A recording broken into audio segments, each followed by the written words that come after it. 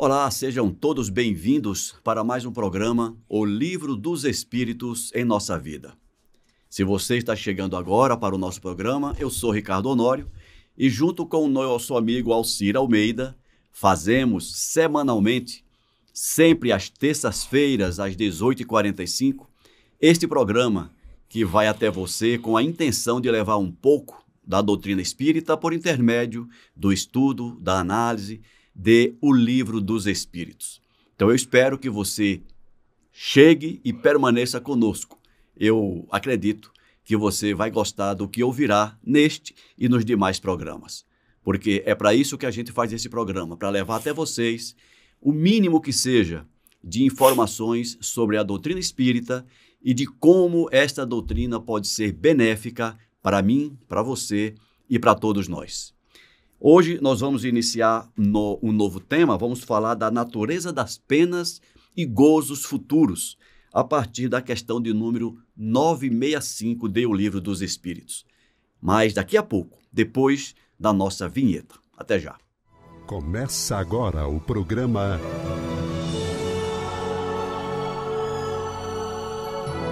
O Livro dos Espíritos em Nossa Vida.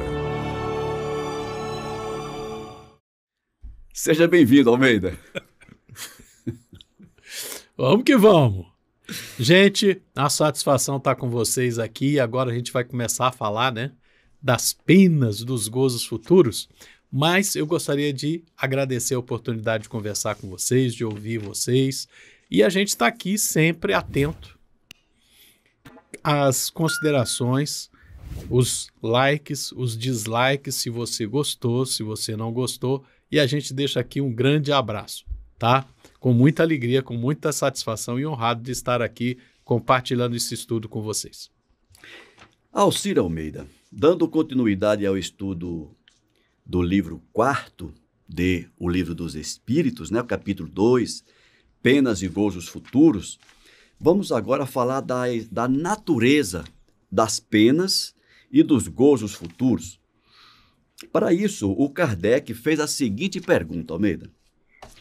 As penas e os gozos da alma, depois da morte do corpo, tem alguma coisa de material? Ou seja, depois que a gente desencarnar, os gozos que teremos, as alegrias ou as penalizações, é alguma coisa de material? A dor, por exemplo, ela vai doer na carne? A alegria vai nos criar aquela sensação da alegria que nós sentimos quando estamos encarnados? O que é que você nos diz disso? Olha, é interessante essa pergunta, porque quando a gente desencarna, significa exatamente isso. Os laços que nos unem, nossa consciência, nosso ser eterno, o nosso perispírito à carne são desfeitos, Tudo aquilo que nos liga ao corpo é desfeita essa ligação. Por isso, desencarne. Por isso, desencarne. Mas é sempre assim? Eu gostaria de começar com a exceção. Existem exceções? Por favor. Existem, Se a gente for pegar o livro Obreiros da Vida Eterna, do André Luiz, pela mediunidade do Chico, o Chico, pela pena do Chico, o André Luiz descreve uma situação de uma moça muito vaidosa que, aí eu vou usar a palavra, morreu, mas que por motivo ou outro ainda se mantinha ligado ao corpo físico. Então, nesse caso específico, ela, de vez em quando, ela sentia as dores do corpo em putrefação, Essa é a exceção, gente. A pessoa tinha uma ligação muito forte à matéria e por isso sempre nos lembramos. Precisamos dar valor à matéria? Sim. À experiência terrestre? Sim. Porque é aquilo que a providência divina nos prescreve para evoluirmos no atual ciclo evolutivo em que nós nos encontramos. Mas chegou a morte, agradeça a Deus o dom da vida, faça a sua oração e parte. Temos que ter essa percepção, né? Ou seja, aquilo não te pertence Não, mais. não, aquela massa corpórea, aquilo que veio do pó, ao pó retorna. E o nosso ser eterno, que tinha existência antes daquele corpo ser formado, continua a ter existência depois, né? Exato. Enfim, Se você me permite, claro, já que você citou o livro do André Luiz, uma Isso. outra obra que também pode levar para os nossos ouvintes que não conheçam ainda, essa questão da exceção, tem o livro Um Roqueiro no Além, sim. que descreve um caso de exceção, como você Sim, o disse, Raulzito, né? a história do nosso lendário, podemos dizer assim, Raul Seixas, que tendo desencarnado, permaneceu, conforme o exemplo do André, preso ainda aos despojos físicos e acompanhou a degradação, né, do corpo. Só para vocês terem mais referências, Mais fontes. mais Sim. fontes. Por favor, Um desculpa. roqueiro na lei. Não, é válido, claro que é. Enfim, existem as exceções, tá? Mas a regra é, no futuro, depois do desencarne, olha, o que é bom é muito melhor. E o que é ruim é muito pior. Porque o corpo, ele amortece as emoções, ele amortece as percepções, e eu vou usar essa palavra, né? E a gente fica na sensação, né? Quando se está no corpo, você tem sensações. Percepção é aquilo afeta ao pensamento. Agora, quando você desencarna, primeiro, você começa a enxergar a realidade de uma forma mais plena. Você vê mais coisa. Você vai ver não apenas o que acontece aqui na crosta, mas como você vai ver o que acontece na espiritualidade. E provavelmente, sem esse amortecedor que é o corpo físico, é provável que você veja e ouça o que não gostaria de ver ou ouvir. Você vai ouvir tudo.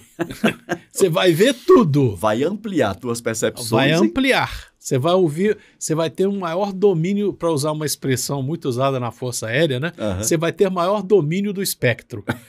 É verdade. Né? É aquela coisa, a gente já falou. Permita-me, você vai ter mais acesso. Maior domínio. E o domínio vai depender do que você construiu. Não, é aquela coisa, você vai. Quando eu digo domínio, é que você vai ter interações. Sim, sim. Né? Numa faixa maior do espectro. Eu estou pensando numa outra. De tomar conta, de controlar. Você está querendo controle. De como você vai controlar aquilo, né? Se você vai ter domínio. E é outra conversa, né? Exato. Enfim, gente, para responder objetivamente essa pergunta que a gente já está brincando muito. O que acontece? Ora bolas. Eu sou feliz de ter tido a mãe que eu tive, né? Poxa, desencarnei. Pomba, tá lá a mamãe me esperando. Caraca, vai ser muito mais felicidade, muito mais alegria, sem o amortecimento, sem a atenuação, não tem outra palavra, do sinal, né? A atenuação da felicidade que o corpo, por suas características, impõe. É verdade. Né? Agora, por outro lado, se eu tenho uma inimiga, se eu tenho um inimigo, alguém que eu deixei profundamente magoado, ele está me perseguindo como um obsessor enquanto eu estou na carne. Isso é atenuado pela carne. Exatamente. Eu não estou escutando, eu não estou vendo, eu não estou sentindo a energia que ele, por pensamento, ela está dirigindo a mim. Mas quando eu saio da carne, eu vou perceber tudo.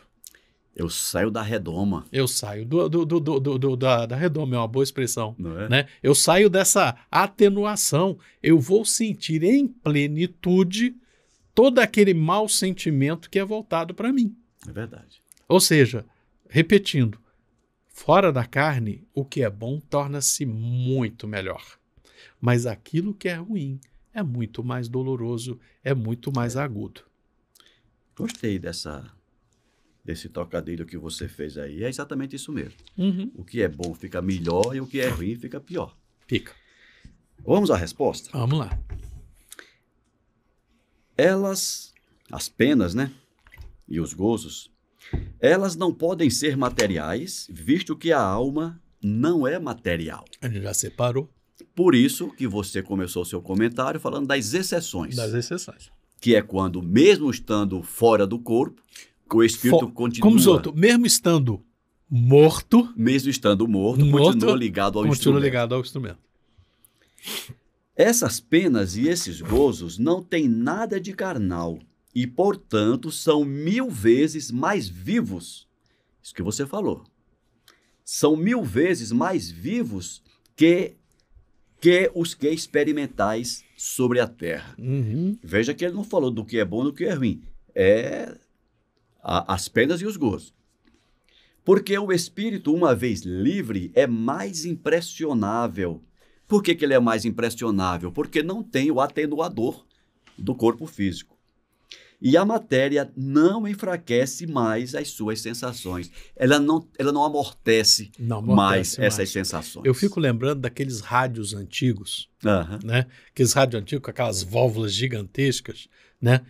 Às vezes tinha um ou outro transistor. Mas né? era válvula mesmo. Era mesmo, o forte mesmo era a válvula. Às vezes batia uma descarga elétrica, você ouvia aquele chiado, mas ele não queimava. Ele não queimava. Para queimar uma válvula daquela tinha que ser algo grave, né? Hoje em dia, a gente tem uns radinhos eletrônicos pequenininho, sai um som perfeito, mais afinado, mas deste tamanzinho. Mas se você deixou cair na mesa, quebrou. Quebra. Né? É a comparação que eu faço com você estar... As percepções das emoções, sejam as de gozo, sejam as de penalidade. Né? Na carne é como você está dentro do rádio antigo. Aguenta a pancada. A matéria são as válvulas. As válvulas ali, né? Agora, quando você não tem mais a válvula para segurar a onda... Quando você está só com o perispírito, é só transistor. É só transistorzinho. Se levar pancada, quebra. E vai... Qualquer choquezinho vai doer mais. O chip vai rachar. É bacana. Bacana isso. Vamos lá, na questão 966. Por que o homem faz das penas e dos gozos da vida futura uma ideia frequentemente tão grosseira e tão absurda? Pois é. Antes de você falar, talvez até para facilitar o entendimento dos nossos ouvintes, quais seriam essas ideias grosseiras e absurdas? Será que seria a ideia do céu e do inferno? Como diria aquela música do Queen, o demônio já tem um capetinha reservado para mim. É por aí, né? É por aí. Aquelas ideias de caldeirão, que quem vai para o inferno vai para o caldeirão e quem vai para o céu vai tocar harpinha. São essas coisas grosseiras e absurdas. Cansativo, aquele negócio de ficar ouvindo a harpinha 24 horas por dia, né? Olha, depois do terceiro dia, pelo amor de Deus. Tu tá querendo quebrar a harpinha lá do anjo, né? Para com isso. Para com isso. Tem coisa... Céu tem que ser coisa melhor do que isso. E é interessante que a gente vai construindo esse ideário dentro da história da humanidade. Isso é antigo, né, amigo? Isso é muito antigo. Por exemplo, a ideia de inferno, você pega o Novo Testamento. Não existe essa ideia. Você pega o Antigo Testamento. Não existe essa ideia. Né? Demônio. Demônio não existe essa palavra em hebreu, nem aramaico. Vai ter no latim só, né? O daimon. Daimon é grego. É do grego? É do grego. É do grego para cá. E, inclusive, o daimon... É gente. E o daimon grego não tem nada a ver com o demônio que a gente... Não, a gente criou. Com a concepção que a gente tem criou. Hoje, né? A palavra... você me socorra, que eu acho que você também tem essa aí no caderninho. O que existe é Satan. Satan. Que é uma palavra hebraica, que significa unicamente o adversário. É aquele que não está do teu lado. Satan, que muita gente usa o Satã. Isso. Né? Que vem Satanás depois. Isso. Né? É a única palavra que existe, mas não tem essa ideia de que ele tem esse poder. Não, isso é uma criação já pré-medieval, já no século III, no século IV, é que se começou a falar essas coisas e ficou no ideário, né? Poxa, nós estamos no século XXI. Quantas encarnações nós não teremos tido nesses 18 séculos, né? Que formou esse imaginário na cabeça da gente? A gente um monte de vezes foi massificado na nossa cabeça. Isso não é uma ideia inata. Isso não está lá no registro que Deus colocou nas leis naturais. O inferno é assim, o céu é assado. Alguém inventou em algum momento. Pois é, né? Tem coisas que, quando você começa a estudar a origem, caramba, é completamente... a ideia é estapafúrdia e a origem é apócrifa. É verdade. A origem é apócrifa. A ideia de inferno, a ideia de céu como uma coisa que ninguém faz nada, ninguém produz nada. Eu acho que essa ideia, esse conceito de céu, ele se origina da preguiça original, que talvez... Original não.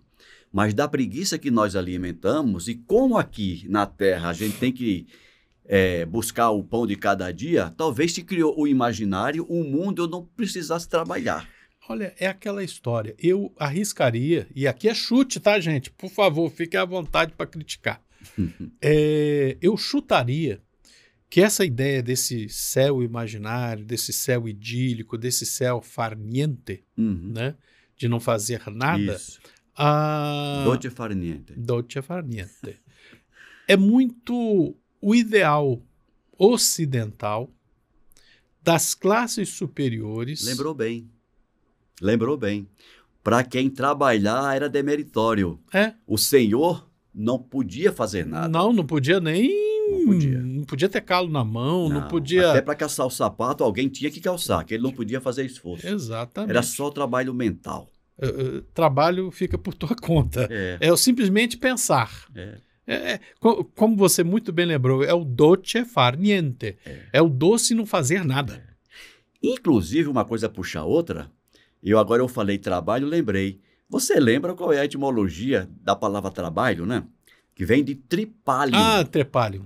Que era um instrumento de tortura. De tortura. Ou seja, naquela época, trabalhar era tortura. E o senhor não poderia ser torturado. Isso é para os escravos, para as classes menores. Ou seja, respondendo objetivamente, por que essas coisas são absurdas? São criações nossas. Nesses séculos ad seculorum aí, né? Séculos e séculos, a gente foi criando esse imaginário, uma coisa completamente... Infantil. Infantil é uma boa colocação, né? É infantil, é ridícula. Porque é um idílio mesmo, é uma coisa imaginária. Como diz o outro, é um delírio. É um delírio. É um delírio.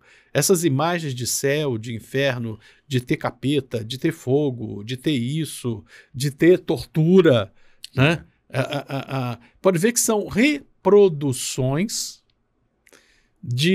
no caso dos gozos futuros, de um ideal de ser nobre e de ter o direito de não fazer nada e o outro trabalhar por você. Exatamente. E, no caso do sofrimento, é o tratamento que se dá ao inimigo, o direito do inimigo. Qual é o direito do inimigo? Sofrer, levar pancada, ser tripudiado, torturado e finalmente morto. Eu acho que está nas entrelinhas do inferno o sentimento de vingança.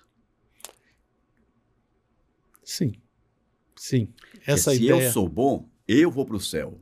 Você é malzinho, você vai para o inferno. Você vai queimar lá no fogo do inferno. Isso, com certeza. Né? Então, respondendo ao objetivo, qual é a origem disso? É a infantilidade do nosso pensamento. Nossa infantilidade espiritual. Vamos à resposta. Vou repetir a pergunta. Por que o homem faz das penas e gozos da vida futura uma ideia frequentemente tão grosseira e tão absurda? E a resposta diz: inteligência que não pôde ainda desenvolver bastante. Burrice. Exatamente. Estupidez. Aqui, ó, eu falei da infantilidade. Ó. A Uhum. criança compreende como o adulto? Não. Não. Aliás, isso depende também daquilo que se lhe ensinou. E aí há necessidade de uma reforma. Isso. Precisamos reformar os conhecimentos infantis que nós alimentamos e levá-los a uma condição superior. E ele continua. Vossa linguagem é muito incompleta para exprimir o que está em torno de vós. Por isso, foram necessárias comparações e são essas imagens e essas figuras que tomastes pela realidade. Mas à medida que o homem se esclarece, seu pensamento compreende as coisas que sua linguagem não pode exprimir.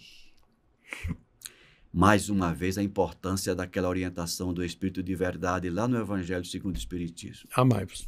E instruí-vos. É pela instrução, é pelo conhecimento que a gente amplia a nossa capacidade de pensar e a nossa percepção da nossa realidade, né, Almeida? Com certeza. Cabe mais uma? Cabe. Se a gente for rápido. Então vamos lá. Questão 967. Em que consiste a felicidade dos bons espíritos? A gente já sabe que não é tocar harpa 24 horas por dia. Olha, vamos lá, nós estamos falando de espíritos que evoluem, espíritos que querem continuar evoluindo e espíritos que estão... Qual foi a criação gramatical aí? Em que consiste a felicidade dos bons espíritos? De aprender mais sobre a realidade, de aprender mais sobre o plano de Deus, de aprender como é que as coisas funcionam e, cada vez mais, exercer a sua fé sabendo que Deus é bom e Deus é conosco. Na esperança que Deus tem um plano muito bom e que a gente vai fazer parte desse plano. E na certeza de que cada vez mais eu sou participante desse plano. Fazendo a minha parte, fazendo o meu melhor. Eu sei que eu não sou perfeito, sei que eu não sou perfeito, mas a cada dia eu sei que eu faço um pouquinho mais do que eu fazia no dia anterior. Essa é a alegria. Como diria Fernando Pessoa, né?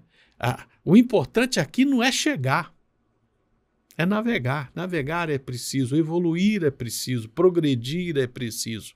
A grande alegria é se saber filho de Deus e se estar a caminho. Só para resumir, porque a resposta é longa. E tudo isso vai nos trazer uma ideia aprimorada de felicidade. Sim. Né? Tudo isso que você falou. E aquela coisa, quando eu falo ser participante é trabalhar. Exato. Eu vou fazer a minha parte em mim mesmo, eu vou fazer a minha parte naquilo que o próximo permitir, né? No espaço que o próximo permitir, e vou fazer o máximo para eu ser um cidadão da comunidade, cada vez mais produtivo, cada vez mais correto. E como é prazeroso a gente se sentir útil, principalmente na construção da felicidade do outro. Com certeza. Não é? Com certeza. Graças a Deus. Vamos à resposta. Em que consiste a felicidade dos bons espíritos? Consiste em conhecer todas as coisas. Ou seja, aprender, evoluir. Exatamente. Conhecer. Não ter nem ódio, nem ciúme, nem inveja, nem ambição, nem qualquer das paixões que fazem a infelicidade dos homens. Como o conhecimento é infinito, eu ainda digo, sem discordar, mas falando um pouco diferente... Eu sei o que você vai dizer. Eu ainda tenho uma certa paixão de aprender mais, de conhecer mais. Exatamente. É como diz outro, é paixão no sentido de amor, né? Não é amor fraterno, né? Aquela ágape. Ágape. Obrigado pela lembrança da palavra. É o amor ágape. E isso é uma paixão. É uma paixão. Exatamente. Não tenho. A única diferença, né, Almeida, só para a gente não colocar dúvida na cabeça dos ouvintes, é uma paixão no sentido de querer fazer mais e melhor. Sim. Não é a paixão da carne, não é a paixão... Não é Eros. Não é a volúpia. Não é Eros. Não é Eros. Não é Eros, é ágape. É ágape. O amor que os une é para eles a fonte de uma suprema felicidade. Eles não experimentam nem as necessidades, nem os sofrimentos, nem as angústias da vida material. São felizes do bem que fazem. De resto, a felicidade dos espíritos é sempre proporcional à sua elevação. Só os espíritos puros gozam, é verdade, uma felicidade suprema, mas todos os outros não são infelizes. É interessante isso, né? É que você veja que ele fala, os puros não é plena, porque ela nunca será plena. É. O nosso maior ardor, a nossa maior desejo, a nossa maior vontade, quando chegarmos lá, é estarmos em comunhão com a vontade do Pai. Né? Exatamente. Como diz o outro, é você estar num estado de espírito que você possa responder como Cristo respondeu. Quem vê a mim, vê ao Pai. Eu trabalho, mas meu Pai trabalha também. Né? Então, perceber a sabedoria atrás dessas palavras é o nosso grande objetivo. E quando você consegue entrar, tem uma expressão em inglês que traduzida para português é corrida dos ratos. Nós estamos muito na corrida dos ratos. Eu preciso de dinheiro para ter uma casa, eu preciso de dinheiro para ter um carro, eu preciso de dinheiro para ter comida. E nunca chega, né? E nunca chega. Quanto mais tem, mais quer. Quanto mais tem, mais quer. E aqui nós estamos falando de outro tipo de corrida. É a corrida de felicidade, realmente. Poxa, eu sou feliz e eu quero ser ainda mais feliz fazendo ainda mais a vontade de meu Pai que está nos céus. Não é correr para Não é ter. parar. É para ser. Correr para ser. E estar. Exatamente, Almeida. Continuando. Entre os maus e os perfeitos, há uma infinidade de graus em que os gozos são relativos ao estado moral. Os que estão bastante avançados compreendem a felicidade dos que chegam antes deles. A essa felicidade eles aspiram. Mas é para eles objeto de emulação e não de ciúmes. Ele não fica mais enciumado porque o outro está mais feliz. É como diz outro, é a diferença da criança. Se a minha mãe ama meu irmão, ela não me ama. Não, ela ama ele e ama a mim também. Essa é a grande diferença. E o amor não se divide. E amor não se divide, nem tampouco se admite. Exato. Qualquer um que disso duvide. Enfim. Mas a gente tem que perceber isso. A felicidade dos bons é saber, Deus ama.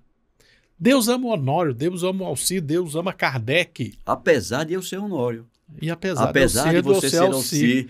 Sim! Ele nos ama. Ele nos ama. E caramba, e ele ama tanto o Honório, e daí? Ele ainda tem amor infinito por mim também. Exatamente. Né? Então a gente não está disputando espaço. Não é um jogo de ganha-perde. Por isso que ele disse que não existe ciúme entre eles, né? Não existe. Aquele que eu vejo acima me serve de referência. Eu quero chegar lá também. Mas eu amo ele também. Exatamente. E eu amo até com uma certa deferência, porque ele me é o referencial de caminhada. Né? Ele é importante para mim porque ele me dá referência. Ele me dá referência, exatamente. Sabem que deles depende alcançá-la e trabalham para esse fim, mas com a calma da boa consciência, e são felizes por não terem que sofrer o que sofrem os maus. Isso. Ou seja, eu gostei dessa frasezinha que ele citou aqui atrás. O fato de você não ser feliz não significa que você seja infeliz. Você está a caminho da felicidade. Você não chegou lá ainda, mas pelo menos você não está mais lá no ponto inicial. Por isso que eu gosto daquela navegar é preciso. Exatamente. O importante é você estar no caminho, no caminhar. Isso é que é o legal. A felicidade dos bons é estar caminhando na vibe do Cristo. Apenas para dar um referencial que a gente consegue entender. Um referencial imutável. Sim. Para nós. Meu amigo, nosso tempo acabou. Já foi. Muito obrigado, Almeida. Abração para vocês. Um abraço a todos. A gente se vê no próximo programa. Até lá.